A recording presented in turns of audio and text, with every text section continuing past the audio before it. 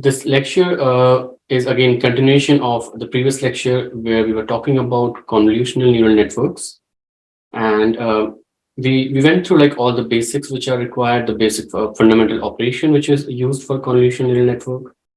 We try to understand like what are the parameters which are being learned in this convolutional neural networks. And the last segment of this lecture is a case study on AlexNet, which is like one of the first deep learning CNN model, which was used, which actually showed like very promising results on ImageNet data set. So we'll go through that architecture, and then I think the following lecture we have is part of that we'll try to cover today. So in that lecture we'll learn about how we learn these filters or how we learn these weights when we train these models on large scale data sets.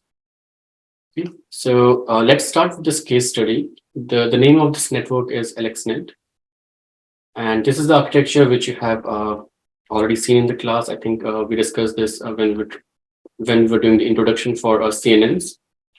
And let me quickly go through this. This is your input image, and the resolution is 2 to 4, 2 to 4.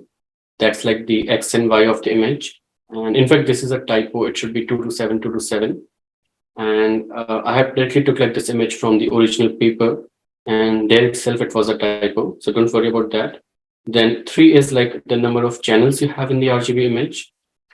So the first layer is the convolution layer, and all these cuboids over here, which are shown, these are the activation maps, or you can say like the intermediate activation maps in the network. So the actual layers are not shown here. What is being shown in the architecture is just the volume, or you can say like the data points which are flowing in the network. The first cuboid is the image. Okay, so these are pixel values. Again, this is like the output of the first convolution layer. So these are all the activation feature maps.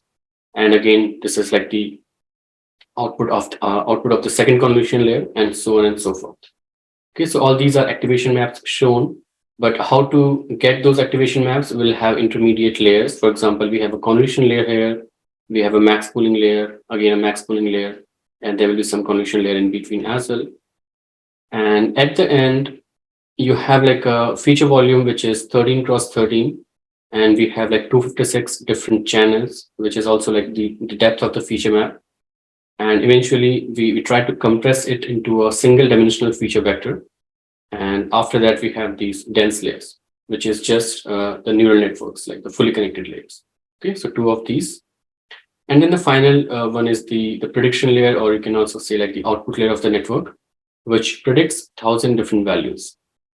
Right. So until this point, all of this is like a convolutional operation. And after this is like the neural network, the fully connected operation, which we discussed, I think, in the previous lecture. And okay, so that's like the overall architecture. Input, as I said, is 2 to 7, 2 to 7 by 3. That's the input image. In total, we have 5 convolutional layers. All right, 1, 2, 3, 4, and 5. And these volumes are output of those convolution layers. And convolution layers, is nothing but like set of kernels. So to define a convolution layer, you should know what is the size of a kernel and how many such kernels you want.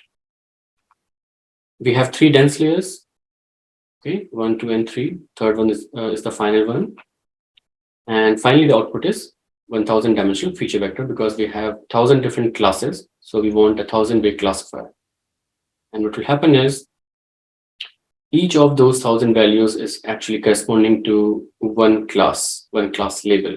And if that value is high, it means that the network is predicting like that particular class. Okay? And all the other values should be low in that case. And these are just the terminologies which we used. So green is for convolution layers here. You can see like we have 5 different convolution layers. And this orange one is the max pooling layer. We have already studied what max pooling operation is. We also had like norm layers. So this was a different kind of normalization. It was performed to like limit the values of the activations. So we don't use this kind of normalization anymore. So these days we have maybe batch normalization, which we'll cover maybe, I think, in later part of the lecture. Or I think we have already covered this. So this is just norm layer, which is trying to limit the values of the activations. All right. Then these FC1 is like it represents fully connected layers. So you have three of those. Okay, so that's the nomenclature.